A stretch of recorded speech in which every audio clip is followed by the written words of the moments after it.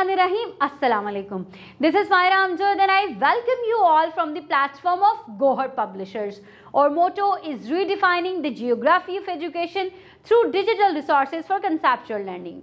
Dear students, आज हम Gohar science class 4 का चैप्टर नंबर 6 कंटिन्यू करने जा रहे हैं जिसका नाम है फोर्सेस एंड मोशन और आज का हमारा टॉपिक है फोर्सेस। जी तो बच्चों, अपनी बुक का पेज नंबर 76 ओपन कर लें और देखते हैं फोर्स। बच्चों, आप देख रहे हैं यहाँ पे एक बच्चा है जो कि अपनी टॉय कार को बहुत ज़्यादा धिक्का लगा के चला रहा है। वो क्या है? वो फोर्स लगा रहा है। जी चलें, अब पुश और अब पुल इज अ फोर्स। किसी चीज़ को धकेलना या अपनी तरफ खींचना, ये क्या होता है? फोर्स होता है। वो use force all the time. जी, कुछ भी करने के लिए हमें फोर्स लगाना पड़ता है। उठने के लिए, कोई चीज़ पकड़ने के लिए, किसी चीज़ को अपनी तरफ खींचने के लिए हम फोर्स लगाते हैं। ठीक है, कोई बैग उठाने के लिए फोर्स को इस्तेमाल करते हैं हम कैचिंग में, स्ट्रेचिंग में, थ्रोइंग में, हिटिंग में, इवन के स्क्वीजिंग ऑब्जेक्ट्स में। ठीक है बच्चों, कोई भी चीज़ अगर हमने फेंकनी हो तब भी फोर्स लगता है, अपनी तरफ खींचनी हो तब भी फोर्स लगता है, कैच करना हो तब भी फोर्स लगता है, किसी चीज़ को हिट करना हो तब भी हमें फोर्स की ज़रूरत है। अब इफेक्ट्स ऑफ फोर्सेस में क्या है? Force can change the shape of an object. जी, जैसे कि आपके पास एक रबड़ है, ठीक है, अगर आप उसको फोर्स लगाकर आपको स्ट्रेच करते हैं तो वो अपनी शेप को चेंज कर लेता है। अब फोर्स से पोजीशन चेंज होती है। जैसे ये बच्चा अपनी टॉय कार को एक रूम से दूसरे रूम फोर्स लगाकर धकेलता हुआ, पुश करता हुआ एक रूम से दूसरे रूम ले आया है, इसने इसकी पोजीशन चेंज कर दी। Force can change the motion of an object. It can speed up और slow down the moving object. Sometimes आपकी टॉय कार बहुत तेज़ी से चल रही होती है तो आप जल्दी से हाथ पकड़ के उसको स्लो कर देते हैं, ठीक है, क्योंकि आप उसमें फोर्स लगा रहे हैं तो इसलिए उसका मोशन चेंज हो गया। चलिए, अब पेज नंबर 73 पर आपने एक एक्टिविटी परफॉर्म करनी है। आपने क्या करना है? प्लेग्राउंड के अंदर जाना है, अपने फ्रेंड से पूछना है कि वो बाईसाइकिल को राइड करते हैं किस तरह से। Push the moving bicycle from behind. ठीक है, डिड इट बिकम्स फास्टर। आपका फ्रेंड बाईसाइकिल चला रहा है और आपने उसको पीछे से पुश कर देना है, ठीक है, और पुश करने के बाद आपने देखना है कि उसकी स्पीड स्लो हुई है या फास्ट। ठीक है, पहले से फास्ट हो गई है या नहीं, और उसके बाद आपने उसको पुल कर लेना है। ठीक है, फिर आपने उसकी स्पीड देखनी है कि पहले से कम हुई है या नहीं।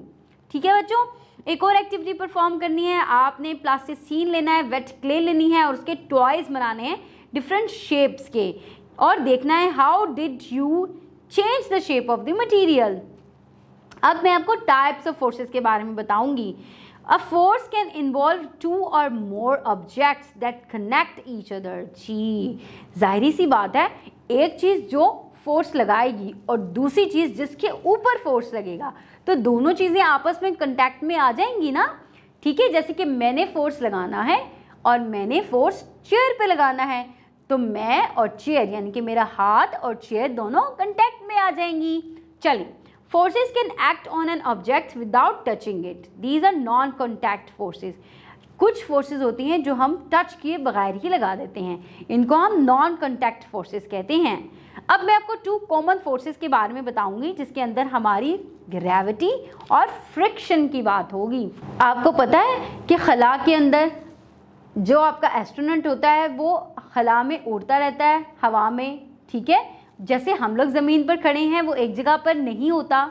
क्यों? क्योंकि ज़मीन के ऊपर हमारे पास फोर्स ऑफ ग्रेविटी होती है।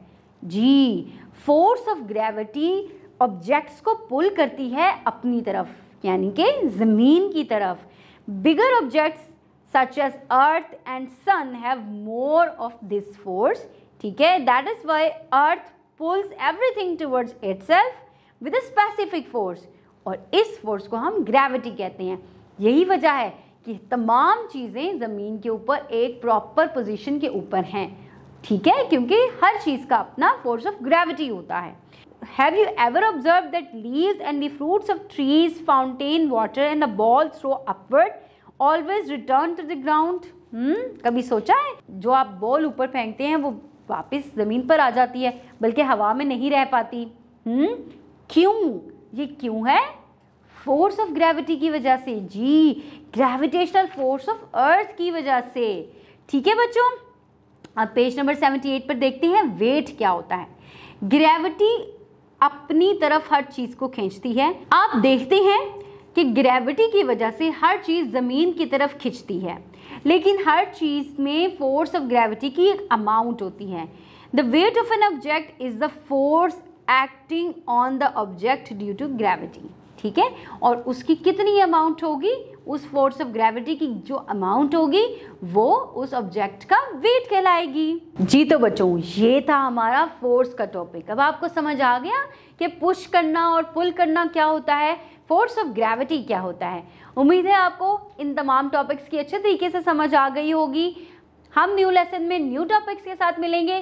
Till then take good care of yourself and the people around you. अल्लाह हाफिज।